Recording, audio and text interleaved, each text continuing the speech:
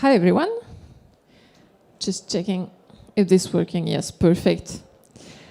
So my name is Claire Balva. I'm the general manager of ADAN, which is the biggest professional association in the crypto sector. And today I want to talk about crypto lobbying and why it's important. And actually, when I was hired at ADAN, to be honest, I was a bit afraid to take the job because for me, lobbying was kind of a dirty word. And I think it's still a dirty word to the general public, but also to politicians, for example. So here you have two quotes of actually two famous crypto opponents. It's a dirty word because lobbyists are supposed to be representing private interests, private economic interests, and influencing politicians to do something against the general public's interests. So this is why lobbyists are often seen as bad people, and as you may know, crypto is also a bad word. So when you are a crypto lobbyist, it's kind of a double shot for you. So you are working in crypto, which is a sector that has a bad reputation, and you are a lobbyist, which is also a dirty word. So it was difficult for me to, endorse this kind of reputation. But the truth is, I had been working in the crypto community for about 10 years. And I also know that lobbying is a dirty word within the crypto community itself, because Bitcoin was built on, some kind of distrust or suspicion towards centralized entities. And for part of the crypto communities, working with the state, working with regulators, is already some kind of betrayal, because you are accepting KYC, you are accepting laws. And many, for example, Bitcoin maximalists, but in general many crypto maximalists, are seeing this as something bad, something that is betraying the original DNA of the crypto world. So you have here a quote of Julian Assange who said Bitcoin is inherently anti-state. So when you are working with the state, you are already not fully embracing the crypto spirit. So as you can imagine, when you are doing crypto lobbying, it feels like the general public and politicians are, seeing you kind of badly, and the crypto people for whom you are doing lobbying are also hesitating to trust you. But the hard truth is, well, if you're not advocating, someone else will do it for you, or actually someone else will do it against you. And many centralized institutions, I'm talking of course about central banks, but also private banks and mostly the state, are already advocating for their own survival. And they have the influence to do so, they have the power to do so, and they have the money to do so. So whether you are here or not, they're going to talk about you. And the only question is, will you be at the table to defend yourself or not? And if you're not at the table, well, actually, you'll be on the menu anyway, and what will be decided will mostly be even harder for you. So the question is, what do you do? The first step in lobbying is actually bridging the knowledge gap, so helping people understand what you do and what is crypto. And I remember this scene in the French Senate in 2018. It's been better now, but still this can happen. And I remember back then, this guy who is a French congressman was laughed at by most of the crypto community.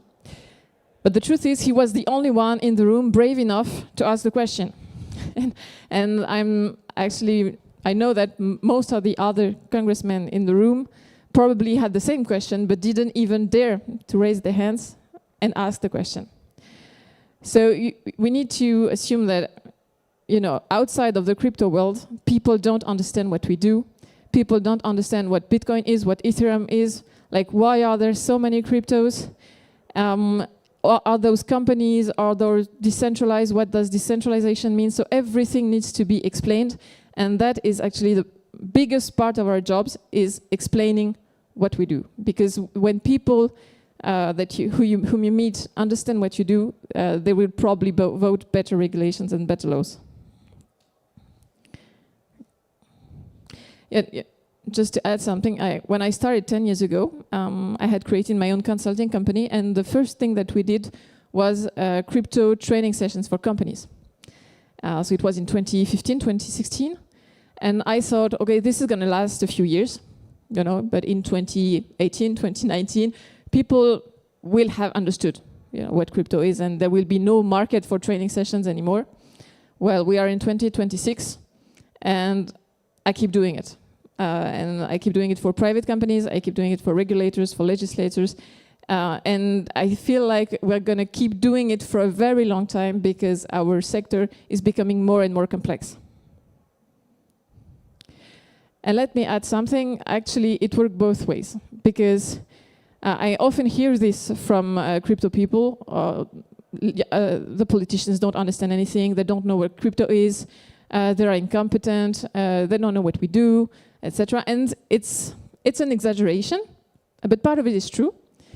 And honestly, the other way works as well, because for example, in the past months, I've heard a lot of crypto people saying, what is Macron doing about security? You know, how does it work in France? What is the police doing?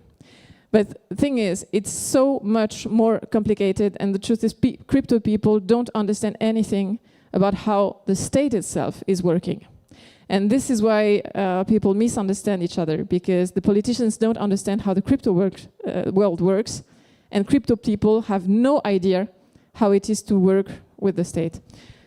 So here, yes, on the slide you see, I've heard crypto people saying, okay, the GGN and Macron are managing those crypto security problems that we have in France. And the people who we meet at ADAN are actually from many, many, many different law enforcement institutions, security forces institutions, because there are institutions specialized by geographical area, by topics. So you have cyber entities, you have crypto specialists, you have the police, you have the gendarmerie, you have the ministry. So there are many different entities. They all work together. Sometimes they talk together, sometimes they don't talk to each other enough. But your job as lobbyists is to talk with all of them, helping them coordinate and making sure that your issues are their top priority.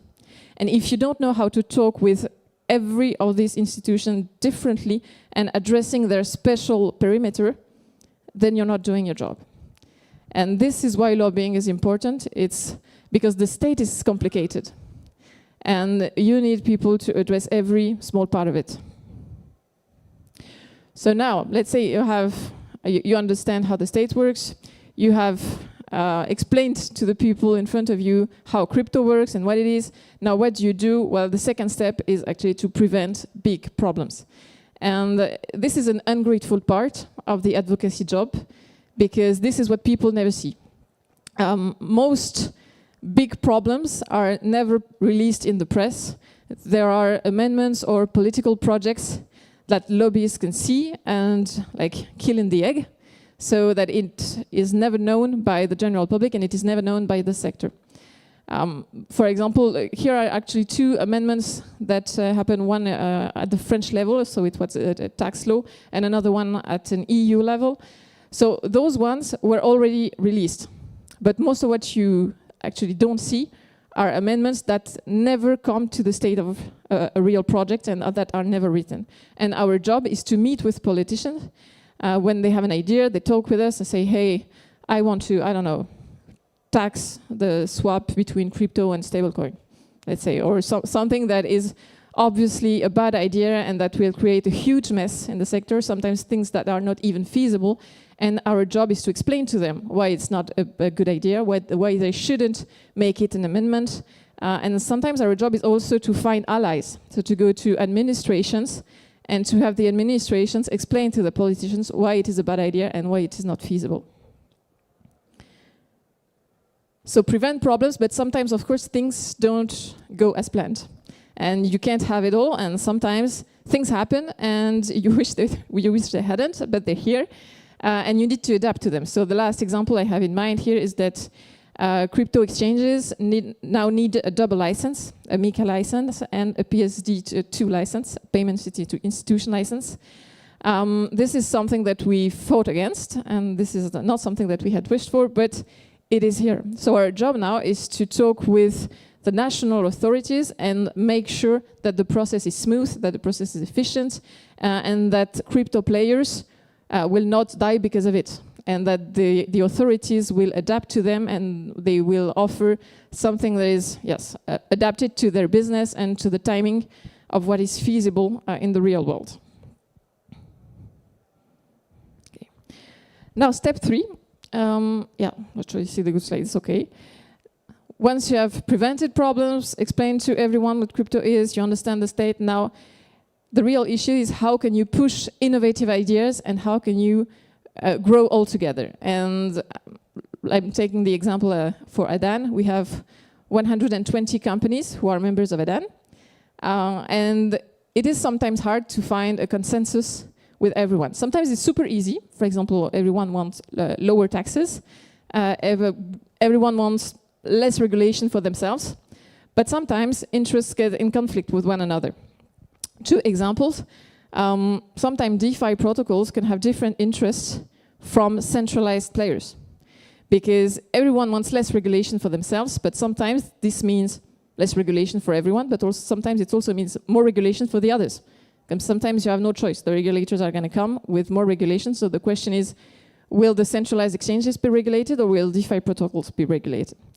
So our job as a professional association is to get everyone around the table and find the best consensus for the whole industry, for the users as well, because this is an important part of advocacy. We are not forgetting the final users.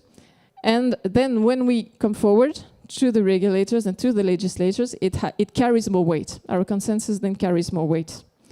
A second example about this is the stablecoins issue. You do know there's a huge debate in the US at the moment about yields being distributed on stablecoins by centralized exchanges. And we have the same debate in Europe, because most crypto companies want to be able to distribute interests on stablecoins. But of course, some banks, not all of them, but some banks are lobbying against it. And as a professional association, we have many different members around the table, and we need to find a consensus amongst these different players. So how do we do it? Well, actually, I like to say that a professional association is a bit like a political party. So you have a majority, sometimes, a huge majority saying, okay, we want to be able to distribute yield on stablecoins, and then the party will hold for the majority.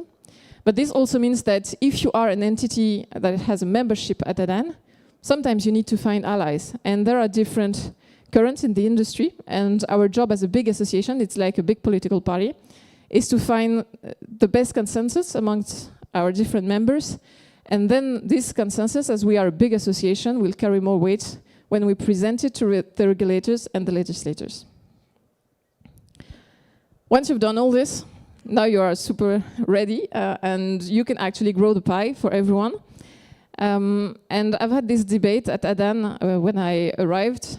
What is the end goal? The end goal, of course, is to grow the pie for the industry itself in Europe and to promote the crypto industry. But I also like to think that our job is to grow the pie for Europe within the crypto industry. So it's kind of a double job.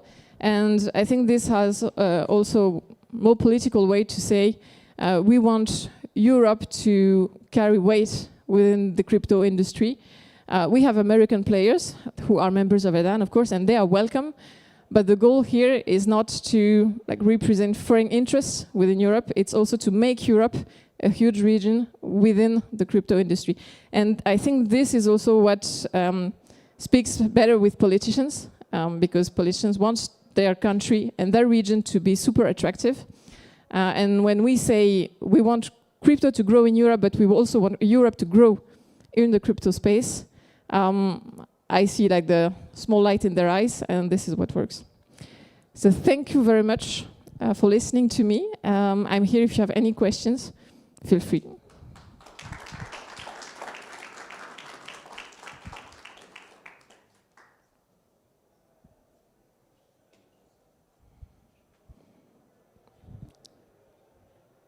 Go ahead, no stupid questions. We have like almost 10 minutes.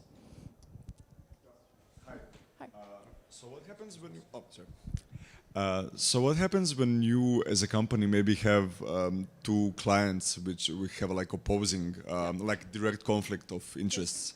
Do you kind of try to make them talk each other out, or you maybe represent some side more, or? Like more DeFi than TradFi, or yeah, what's your? That's a very good question. Sometimes we have members who are in conflict on a topic that is not our business. You know, this is competitiveness. It happens all the time. But you are right. Sometimes there are big conflict of interest between, I don't know, DeFi protocols and centralized exchanges. The first thing we try to do is find a compromise. Usually, the good solution is a good compromise, and sometimes it's, you know, you just have to think about what is logical. For example, we cannot regulate a DeFi protocol itself. It just will never work.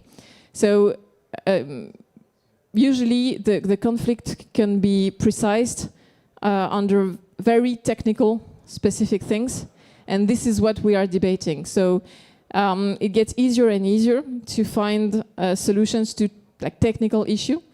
So usually we manage it. It is very rare that we have a very big conflict that cannot be resolved.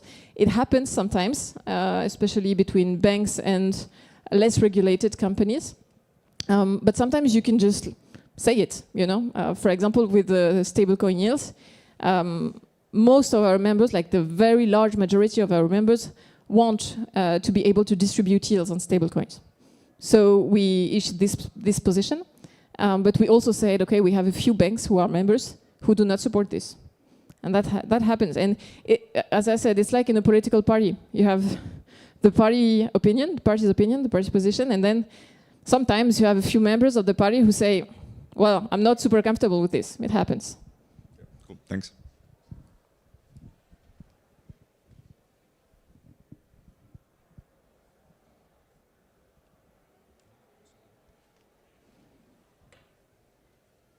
Any other questions?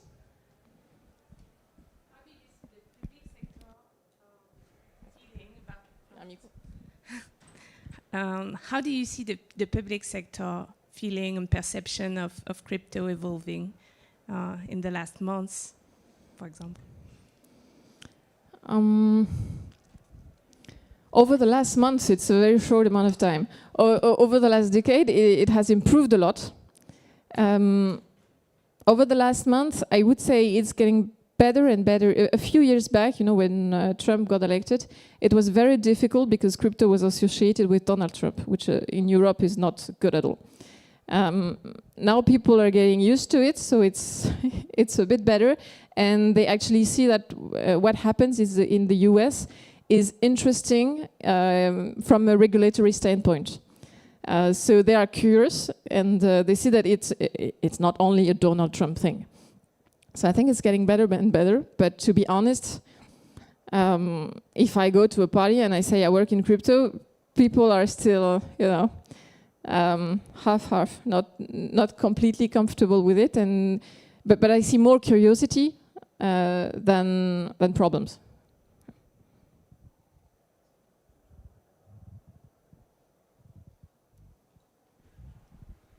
Thank you. I just came back from another talk where we were talking about what EU can learn from US in terms of regulating crypto, talking about how in the US they're focusing on the problem, what they're trying to solve, and making it much leaner and simpler for companies.